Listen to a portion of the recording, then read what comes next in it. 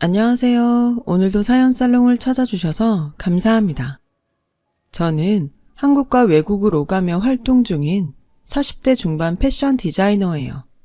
지금은 제법 성공한 축에 드는 패션 디자이너지만 젊을 적에는 여느 사람 못지않게 많은 고생을 겪기도 했었죠. 갓 신혼을 벗어난 당시 저는 월세로 구한 아주 작은 상점에서 직접 디자인하고 손수 만든 의류를 파는 옷가게를 꾸려나가고 있었어요. 제 나름대로는 행복하다고 자부하는 삶이었지만 주변 사람들의 시선은 저를 늘 아깝게 여기는 생각들이었죠. 명문 대학교에 패션 디자인학과에 입학하는 순간부터 20대 거의 전부를 저는 패션 쪽에서 촉망받는 유망주로 지냈어요. 국제 패션 디자인 공모전에서 수차례 대상을 수상하는 등 유독 재능이 돋보였던 덕분이었죠. 그때의 저는 고액 연봉을 앞세운 외국계 기업의 스카우트 제의들을 줄줄이 달고 다녔었고요.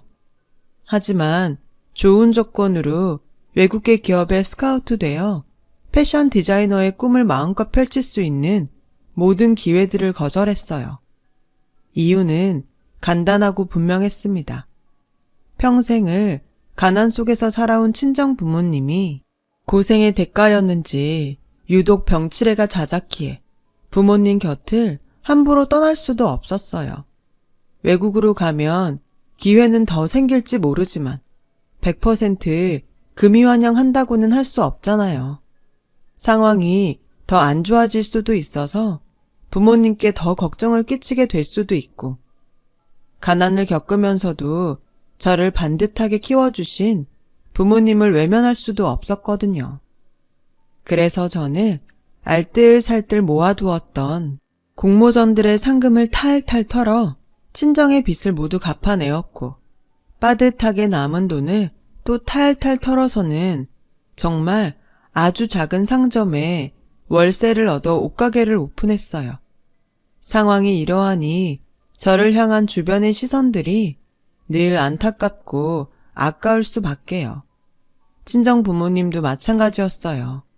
가난한 부모 때문에 능력 있는 외동딸인 저의 신세를 망친 거 아니냐며 줄곧 속상해 하셨어요.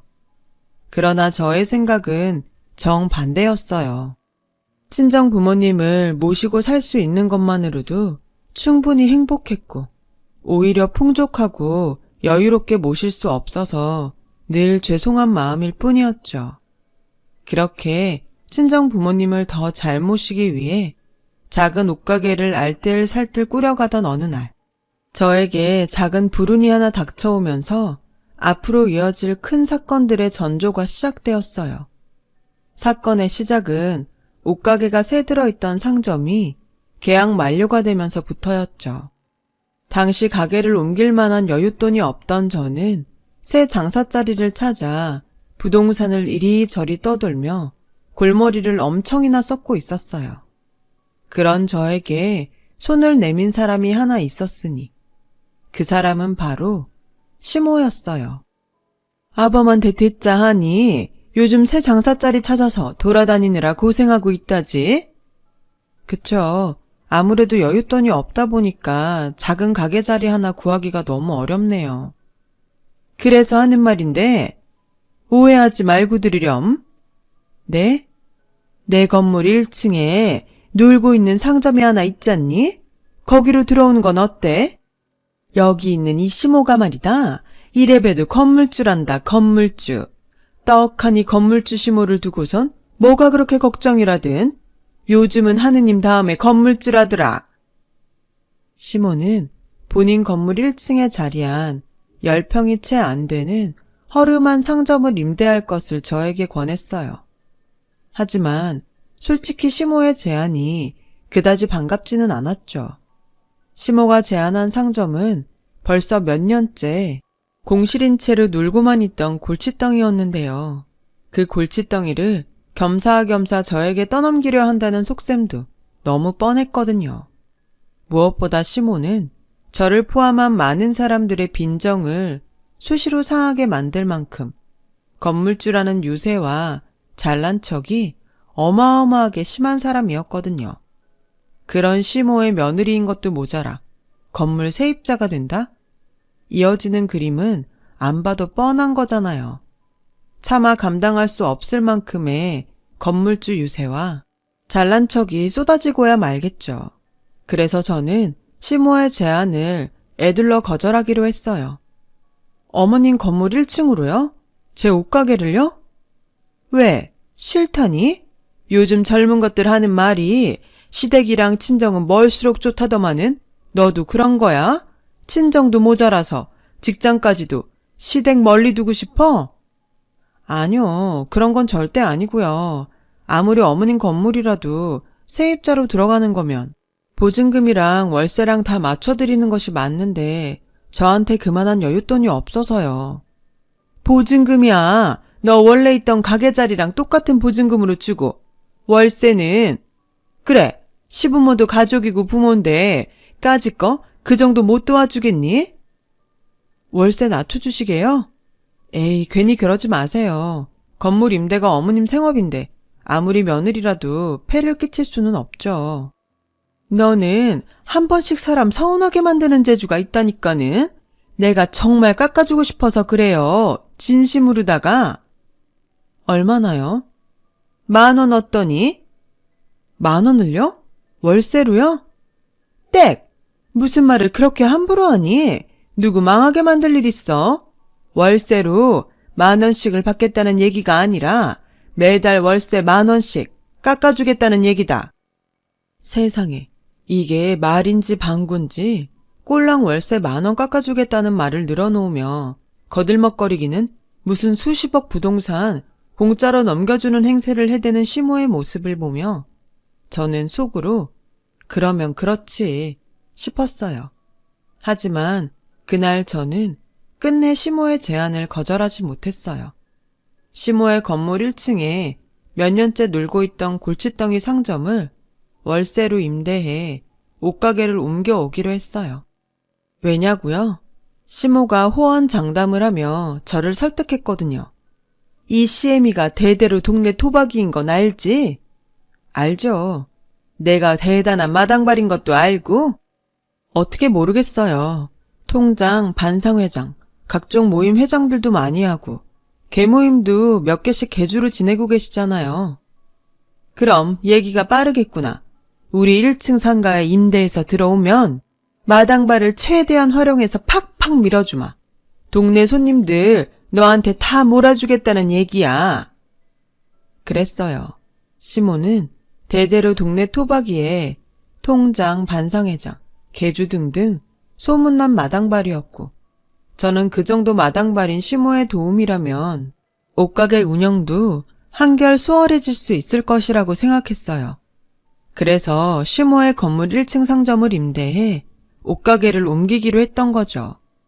하지만 저의 옷가게가 시모의 건물에 입주하던 바로 그날부터 시모의 자잘한 부탁이 시작되었어요. 건물 맨 위층에 사는 시댁에 전구를 갈아달라는 둥, 무거운 택배가 왔으니 옮겨달라는 둥. 처음에는 결코 어려운 일이 아니었어요. 며느리로서 충분히 하고도 남을 일이었고 직장인인 제 남편의 출장이 워낙에 잦아서 시아버지도 안 계신 시모의 사정도 봐드리는 겸 했습니다. 처음에는 자잘한 부탁이었던 시모의 행동이 갈수록 심해졌어요. 어느 날부터인가 동네 사람들에게서 수선이 필요한 옷들을 몽땅 가져다가 제 앞에 던져놓더군요. 차로 한가득 실어다 놓을 만큼 많은 양이었죠. 그래놓고는 당황하는 저에게 매번 똑같이 하는 말이 우리 동네 안악들이 보면 볼수록 다들 참해요. 요즘 젊은 것들이랑은 다르게 아주 알뜰살뜰하다니까는. 또 수선인가요? 이 많은 옷들을 다? 너는 옷 만진다는 애가 딱 보면 모르겠니? 당연히 수선이지. 그걸 물어볼 시간 있으면 얼른 수선이나 시작하거라. 우리 개모임 회원들 옷인데 내가 내일 아침까지 수선 다 된다고 찰떡같이 약속을 해놓았으니. 지금이 벌써 밤 10시가 넘었는데요. 이거 내일 아침까지는 힘들고 된다고 해도 저 밤 꼬박 세워야 해요. 며칠 전에도 한번 이러시는 바람에 옷 수선하느라 밤새서 오늘까지도 피곤하고 힘들어요. 넌 그게 문제야. 젊은 사람 체력이 그따구여서 험한 세상 어떻게 산다든. 나 때는 말이에요. 일주일씩 밤새고 농사 지으러 나가고 다들 그러고 살았어요. 그래도 아무 탈 없었다. 어머님, 농사 지은 적 없잖아요. 평생 건물주로 힘든 일 해본 적도 없고요. 꼭 농사를 지어야 이런 얘기를 할 수 있다든? 말이 그렇다는 얘기지, 말이. 일단 가져왔으니까 수선은 한번 해볼게요. 대신 다시는 이런 일 없었으면 좋겠어요. 여기는 옷가게지 세탁소가 아니잖아요. 옷가게나 세탁소나 삭바느질 허드렛 일은 거기서 거기지. 요새는 무슨? 네? 아, 됐고 내일 아침까지 해놓는 걸로 알고 이만 가보마. 수선비는요? 이번에도 또 공짜로 해주라고요? 이게 다 정이에요, 정. CM이가 건물주인 덕분에 월세 10,000원씩 저렴한 가격에 가게 임대해서 쓰고 있으면 이 정도는 감수해야지. 굳이 따지자면 이깟 건 손해도 아니에요. 건물주 향해서 당연히 보여야 하는 성이고 동네 장사 원래 다 정으로 하는 법이야. 무슨 말씀을 매번 그렇게 심하게 하세요. 그리고 말이야 말이지. 내가 어디 널 며느리랍시고 허구한 날 공짜로 부려먹었다든? 이틀에 한 번꼴로 동네 사람들 손님으로 소개시켜 주잖아. 이렇게 훌륭한 CM이 또 어디 있다고 투정이야, 투정은? 첫째, 동네 장사는 정으로 하는 거다? 맞는 말이죠. 동네 사람들 대상으로 하는 장사 중에 입소문 무시 못하는 장사는 없을 테니까요. 문제는 저한테 정이라며 동네 사람들의 옷수선을 공짜로 떠넘기고는 그 생색은 오직 시모 혼자 동네방네 다 내고 다닌다는 것이었어요. 자연스럽게 저희 옷가게가 알려진 것이 아니라 시모가 좋은 사람이라는 엉뚱한 입소문만 퍼졌을 뿐이었고요. 둘째, 시모가 이틀에 한 번꼴로 동네 사람들을 옷가게 손님으로 데리고 온다? 물론 틀린 얘기까지는 아니었어요. 시모가 동네 사람들을 저희 옷가게에 수시로 소개시켜 주는 것만큼은 사실 그대로였으니까요. 하지만 시모가 소개시켜 준 손님들은 가게에 전혀 도움이 되지 않는 골칫덩이 손님들에 불과했고요. 왜냐고요? 손님들을 저희 옷가게로 보내놓으며 시모가 걸어오는 전화의 첫 마디는 매번 똑같았거든요. 건물주 디스카운트, 지금 손님 한 명 갈 건데 내가 소개한 손님이니까 내 체면을 봐서라도 옷값은 딱 절반만 받으렴. 저번에도 얘기했잖아요. 무슨 대기업 시즌오프 재고도 아니고 절반 가격에 팔면 가게 문 닫아야 된다고요. 그러니 건물주 디스카운트가 정 부담스럽다 이 말이지? 당연히 부담스럽죠. 저는 뭐 땅 파서 장사하는 것도 아니고 매번 적자라니까요. 어디 보자. 그러면은 건물주 디스카운트 말고 시어머니 할인. 네? 시어머니 할인은 60% 할인. 알지? 어머님, 절반만 받는 것도 적자인데 60% 할인을 어떻게 하나요? 자꾸 이럴 거면 할인 금액만큼 어머님이 저한테 주시던가요. 뭐라고? 할인 금액만큼 어머님이 저한테 주시라고요. 통화가 끊기는구나. 잘 안 들리네. 휴대폰을 바꿔야 하나? 일단 끊는다. 여보세요? 어머님? 맞다. 그리고 내 건물 계단들이 좀 더럽더라. CME 할인으로 60% 깎아주고 건물 1층 계단부터 옥상까지 싹 청소 좀 해놓으니라. 이처럼 시모는 본인의 손님으로 저희 옷가게를 소개시켜준 동네 사람들마다 최소 50%에서 때로는 70%까지 억지로 할인을 강요했어요. 그때마다 월세 깎아주네 어쩌네 하는 타령도 빠지질 않았죠. 월세랍시고 꼴랑 매달 10,000원 깎아주면서 말이에요. 그렇게 시모가 소개한 손님들에게 정성스레 손수 만든 옷을 헐값에 팔아야 했던 저는 매번 눈물을 삼킬 수밖에 없었고 더욱이 현실적인 고충은 훨씬 심각했어요. 시모의 강제 할인으로 인해 제가 떠안아야 했던 손해는 적게는 100여만 원을 훌쩍 넘는가 하면 심지어 아까 말했던 시모가 가져오는 동네 사람들 옷에 무료 수선권도 자꾸만 정도가 심해지더니 정상적으로 수선비를 받았다면 1, 200은 좋게 받고도 남을 지경까지 이르렀어요. 상황이 이러하니 저는 차라리 세탁소를 하는 게 낫겠다는 생각을 했을 만큼 경제적으로나 심적으로나 모두 힘겨웠죠. 제가 힘겼거나 말거나 시모의 갑질은 극에 달했고 결국 정도를 넘어도 한참 넘어서 버렸어요. 아니 글쎄 이제는 하다 동네 청소, 분리수거, 방범 순찰 등 허드렛 일들까지 전부 저 혼자에게 떠넘기려 들더라고요. 제가 그 허드렛 일들로 고생하는 사이 시모는 내가 통장임내 반상회장임내 해가면서 생색이란 생색은 또 혼자 다 내고 돌아다녔고 참다 못한 저는 마침 장기 출장에서 돌아온 남편에게 그동안의 일을 고백하며 시모를 제발 말려달라고 부탁했지만 엄마 말 틀린 거 하나도 없네. 뭐? 아니 그렇잖아. 동네 장사 그거 원래 다 정으로 하는 거고 엄마가 저렴한 월세로 가게를 내줬으니 당신도 그만큼의 보답은 해야 하는 거고 또 솔직히 시부모도 부모인데 가족 사이에 누가 손해를 보니 어쩌니 따지는 건 선 넘는 거잖아. 안 그래? 그럼 동네 허드렛 일 나한테 다 떠넘기는 거는 그것도 내가 시어머니 건물에 새 들어있으니까 참아야 하는 거야?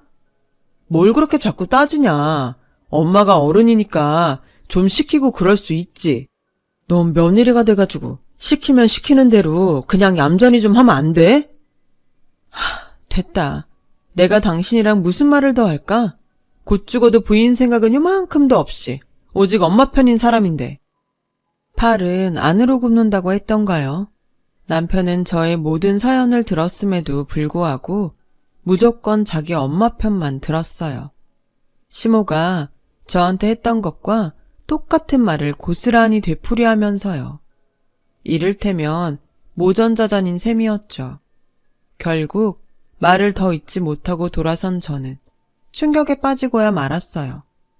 아니 글쎄 저도 모르는 사이에 제 화를 달랜답시고 시모가 시켜놓은 동네 분리수거를 하고 있더라니까요. 그걸 깨닫는 순간 참을 수 없는 충격이 몰려왔고 이어서 참을 수 없는 수치심이 들었어요. 그동안 이어져 왔던 시모의 몹쓸 행각에 저도 모르는 사이에 순응하고 있다는 수치심이었어요. 이대로라면 평생 시모의 노비 신세로 살게 될지도 모르겠다는 충격이었죠. 그렇게는 살 수 없다고 판단한 저는 저에게 동네 분리수거를 떠넘겨 놓고는 둘이서만 하하호호 저녁을 먹고 있던 시모와 남편에게 들이닥쳤어요. 그리고 따졌죠. 동네 잡일은 왜 다 저 혼자 해야 하나요? 그거야 내가 주민들한테 찰떡같이 약속을 해놨으니까 내가 알아서 다 해놓겠다고. 그럼 어머님 혼자 자초한 일인 거네요? 그럼 어머님이 알아서 해결해야죠. 다 내가 알아서 해결했잖니. 저한테 다 시키는 거요? 그게 해결한 건가요 지금? 얘가 갑자기 왜 이래? 넌 어른 무서운 줄도 모른다니? 아쭈 눈 예쁘게 안 떠? 저도 힘들어서 이래요. 이렇게 진짜 더는 못 살겠어서 이런다고요. 그러니까 앞으로 동네 허드렛 일 저한테 떠넘기지 마세요. 동네 사람들 옷 공짜로 수선하는 것도 그만 시키고 손님 소개 안 시켜줘도 좋으니까 할인 강요도 그만하라고요. 지극히 당연한 일로 트집 잡지 말거라. 세상에 어디 그렇게 만만하다든? 세입자한테 그 정도 안 시키는 건물주가 어디 있냐고. 나 정도면 아주 흠없이 반듯한 건물주야. 요즘 세상에 어머님처럼 갑질 심한 건물주 찾는 게 오히려 더 어려운 일이고요. 제가 어머님 건물 세입자라고 만만해서 이러는 거면 당장 가게 뺄게요. 그니까 그만하세요. 가게 하나 뺀다고 뭐가 달라질 것 같아? 안 달라지면요. 가게를 빼면 건물주와 세입자 관계는 끝이겠지만 결혼에는 계약기간이 없다는 거 모르니? 네가 내 며느리인 이상 지금처럼 똑같이 시킬 거 다 시키면서 살 테니 각오해. 앞으로 평생. 그럼 제가 이혼을 하면 그놈의 갑질이 끝이 나겠네요. 그쵸? 이게 어디서 주제도 모르고 함부로 이혼을 입에 올리기를? 제 주제가 어디가 어떤데요? 그걸 몰라서 물어? 삭바느질하면서 입에 겨우 풀칠이나 해대는 주제에 감히 건물주 시모에게 따박따박 말대꾸나 해대는 버릇없는 주제지. 삭바느질이요? 그래, 삭바느질. 아닌 말로다가 삭바느질이 직업에다가 내 건물에 새들어 장사하는 입장이면 옛날로 치면 솔건오비와 같은 존재일 뿐이야. 남들도 다 그렇게 생각해. 남들 누가 그렇게 생각하는데요? 네? 대답 좀 해보라니까요. 누가 그렇게 생각하냐고요. 가타부터 따질 것 없고 쫓겨나기 싫으면 지금부터라도 잘해. 옛날처럼 다른 집에 식모살이로 팔아치우기 전에 지금 시키는 일이라 나 죽었소 하면서 노비면 노비답게 굽실거리란 말이야. 웃긴다. 아니, 누가 누굴 쫓아내? 내가 내 발로 나간다니까? 이딴 집구석 지긋지긋해서라도 가게 빼고 이혼도 하겠다니까? 제 입에서 이혼 소리가 떨어지는 순간 잠자코 지켜보고 있던 남편이 차마 글로 옮길 수 없는 심한 욕설과 함께 저를 한 대 때릴 기세로 오더라고요. 저는 박치기 한 방으로 남편을 녹다운 시켰어요. 그리고는 분노에 찬 한마디를 남기며 시댁을 떠났죠. 이거 하나 똑바로 알아둬. 세상 돈이 전부인 것 같지? 지금 가진 건물이 평생 보험하게 되어줄 것 같지? 아니, 그딴 식으로 세상 살다가는 언젠가는 반드시 패가망신할 거야. 내 평생을 걸고 보증한다. 그렇게 저는 시모 건물에 새 들어있던 옷가게와 결혼생활 모두를 청산했어요. 그리고는 시모로부터 돌려받지 못한 옷가게 보증금과 시모의 공짜 옷수선과 할인 강요 등으로 인해 손해본 인건비, 동네 허드렛 일을 해야 했던 인건비까지 빠짐없이 이혼 위자료로 받아내었죠.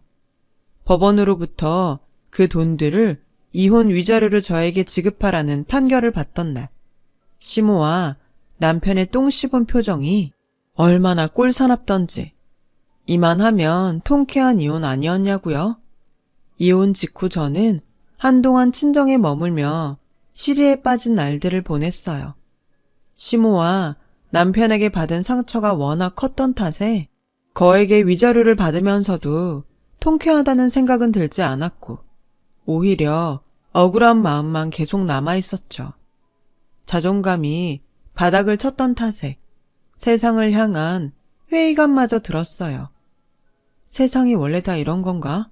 그렇다면 난 앞으로 어떻게 살아가야 하지? 하는 고민과 걱정만 가득했어요. 그런 저를 다시 일으켜 세운 건 촉망받던 패션 유망주의 길을 단념한 채로 친정 부모님을 보살피기 위해 동네 옷가게 주인을 택했던 저를 늘 안타깝게 여기던 가족이었어요. 친정 아버지와 어머니요. 지금껏 돌봐준 것만으로도 충분히 고마워. 그러니까 이제 너의 삶을 찾아가렴. 네가 뭐가 부족해서 그런 취급이나 받으며 산다니? 넌 충분히 능력 있는 사람이야. 친정 아버지와 어머니가 차례로 건넨 말에 용기와 꿈을 되찾은 저는 다시 일어설 수 있었고 심혈을 기울여 준비한 포트폴리오를 외국계 패션 회사들에게 돌렸죠. 그리고 그로부터 몇 년 뒤, 막 40대 초반에 접어든 저는 달러 부자가 되어 인천공항으로 돌아왔어요. 외국계 패션 회사에 돌렸던 포트폴리오가 무척이나 좋은 반응을 얻었고 외국계 회사에 스카우트되어 근무하며 억척같이 일만한 덕분이었어요.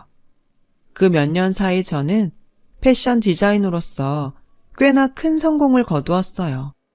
큰 성공을 거두고 외국에서 남부럽지 않게 자리를 잡았던 제가 갑자기 귀국했던 이유는 근무하는 외국계 패션 회사와 대한민국의 중견기업이 납품 계약을 맺었기 때문이었어요. 납품 계약의 대상은 당연히 제가 직접 디자인한 의류였고, 그래서 국내에 머물 필요가 생겼기에 귀국했던 것이었죠. 친정 부모님의 환영을 받으며 귀국한 저는 곧장 한국에 머물 집을 알아보러 다녔어요. 그러던 중 엄마가 그러시더라고요. 경매에 나온 매물이 있는데 한번 보지 않겠냐고요. 그 경매 매물은 바로 한때 저를 삭바느질 노비 취급했던 시모의 건물이었어요. 시모가 입만 열면 건물주랍시고 거들먹댔던 바로 그 건물요. 이게 뭐가 어떻게 된 일인지. 답은 의외로 친정 어머니가 알고 있더라고요. 내 전 시엠이라는 작자가 전 재산을 아주 홀랑 말아먹은 모양이더구나. 홀랑? 아니, 왜? 건물 하나쯤 가지고 있으면 어지간해서는 망할 일 없을 텐데.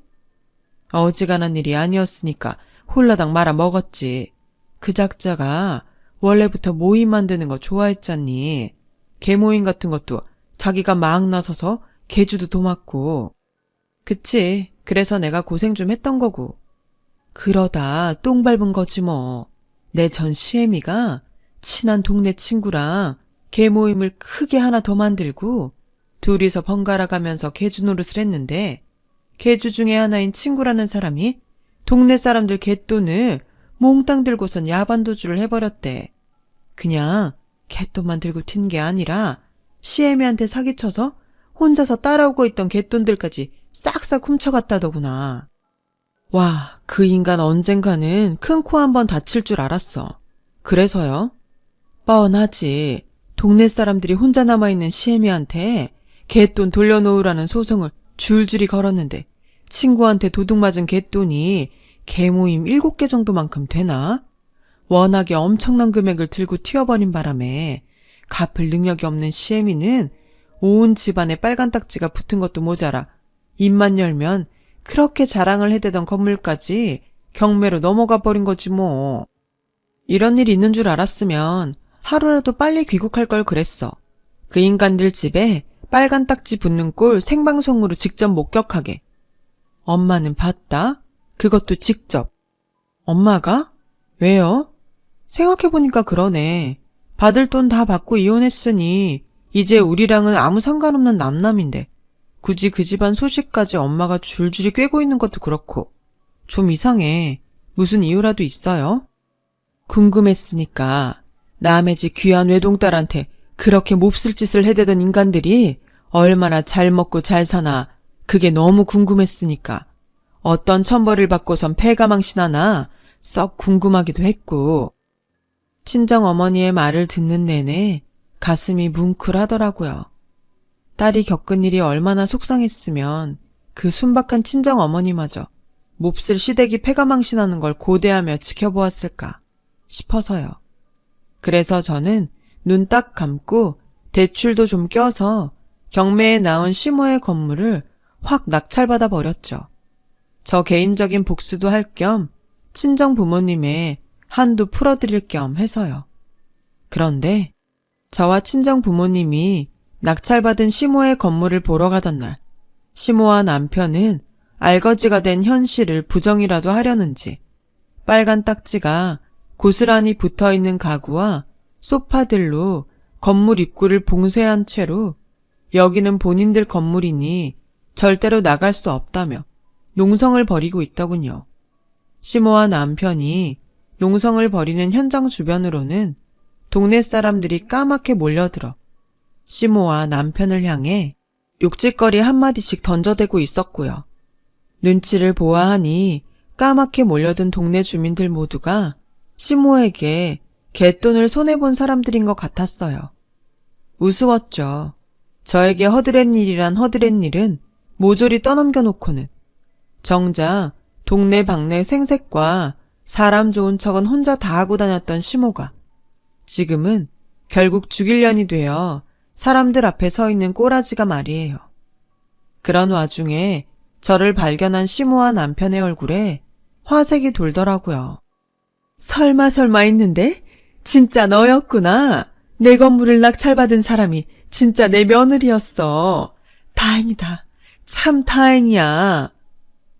다행이요? 설마 당신 건물 낙찰받은 사람이 옛 며느리니 아범이랑 재결합해서 다시 하하호호 행복하게 잘 살아보자. 그런 소리는 아니죠? 아무렴 그렇게 해주면 우리야 고맙지. 당연히 그렇게 되어야 세상 옳은 일이고. 재결합한 다음에는요. 내 건물부터 돌려줘야지. 왜 그래야 하죠? 내가 시임이니까 너는 며느리고. 그래서 기껏 경매에 낙찰받은 건물을 돌려줘라? 당연히 공짜로? 그러면은 시부모한테 돈을 받으려고 했어? 내가 너한테 베푼 정이 얼만데? 그 말이 그냥 막 웃기더라고요. 그래서 한참을 웃었어요. 정을 베풀기는 무슨 별 쓰레기 같은 소리를 다 듣겠네 정말. 저기요 아줌마, 우리 예전에 끝난 사이거든요. 그것도 아줌마랑 아줌마 아들내미가 워낙에 개차반이어서. 알겠어요? 이게 어디서 그런 몹쓸 말을? 아직 잘 이해가 안 되는 모양인데 당신 건물 좋아하잖아. 건물주는 원래 유세 떠는 게 당연한 일이라고 했잖아? 나 지금 그 당연한 유세 떨고 있는 거라고. 당신한테 받은 유세 똑같이 돌려주러 온 거라고. 꼴을 보아하니 돈 꽤나 번 모양이지? 삭바느질이나 하던 천박한 솔건어비 주제 어디 로또라도 맞았다든? 로또는 내 자체가 로또였지. 당신들은 그걸 놓쳤을 뿐이고. 뭐? 그냥 내가 성공한 거라고요. 당신이 말한 그 바느질 능력으로. 거짓말이지? 거짓말이라고 해 얼른. 왜? 배 아파요? 그럼 더 해드릴까? 연봉만 해도 억소리 나는데 인센티브는 또 얼마나 많을 것 같아요? 어마어마해. 지금 내 통장에 돈이 얼마가 쌓여있고 그냥 놔둬도 은행 이자는 또 얼마나 많이 붙는지. 이 정도면 현실 파악이 좀 되죠? 난 당신들 건물 낙찰받은 건물주이자 크게 성공한 부자. 당신들은 건물 날려먹고 쫓겨나는 알거지. 이래도 모르겠어?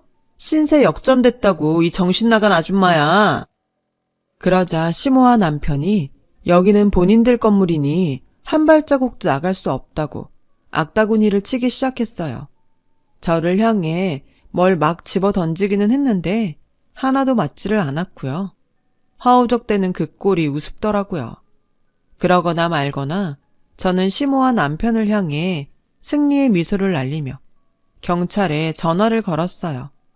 외부인이 제 명의의 건물에 장애물을 설치해놓고 무단 점거 농성을 벌이고 있다는 신고 전화였죠. 결국 시모와 남편은 경찰들의 손에 끌려 나왔어요. 그렇게 시모와 남편은 몰매나 겨우 면한 채로 동네에서 처참하게 쫓겨났죠. 그러거나 말거나 저는 쫓겨나는 시모와 남편을 거들떠 보지도 않았습니다. 과거 시모의 악행으로 인해 온갖 고생을 치르던 저를 남편이 거들떠보지 않았던 것처럼요. 돈 좀 있답시고 나를 삭바느질이나 하는 솔고노비 취급하더니 결국엔 지들이 그 돈 때문에 쫓겨다니는 도망노비 신세가 됐네. 이래서 돈 있다고 사람 업신여기고 그러면 안 되는 건가 봐. 그날 친정 부모님은 저를 꼭 끌어안아 주었어요. 진한 위로와 깊은 이해의 포옹이었죠. 그렇게 40대 중반이 된 저는 여전히 외국 패션 회사의 디자이너로 국내에서 여유롭게 재택근무를 하며 한편으로는 대한민국 중견기업에 제가 직접 디자인한 의상을 납품하며 지내고 있어요. 반면 시모와 남편은 제가 했던 말 그대로 도망 노비 신세로 전락하고야 말았죠. 집도 절도 없이 떠돌며 동네 사람들의 끈질긴 추격에 쫓기는 처지예요. 그들에게 갚아야 할 빚이 아직 한참이나 많이 남았거든요. 다른 사람들한테만 이런 날이 생기는 줄 알았는데 저에게도 이런 날이 왔네요. 그게 언제가 되었든 정말 다들 좋은 일 생길 겁니다. 건강 잘 챙기시고요. 제 긴 이야기 들어주셔서 감사합니다. 여러분, 사연 댓글에 응원과 현명한 조언 부탁드려요. 좋아요와 구독은 저에게 큰 힘이 됩니다. 오늘도 좋은 일 가득하세요.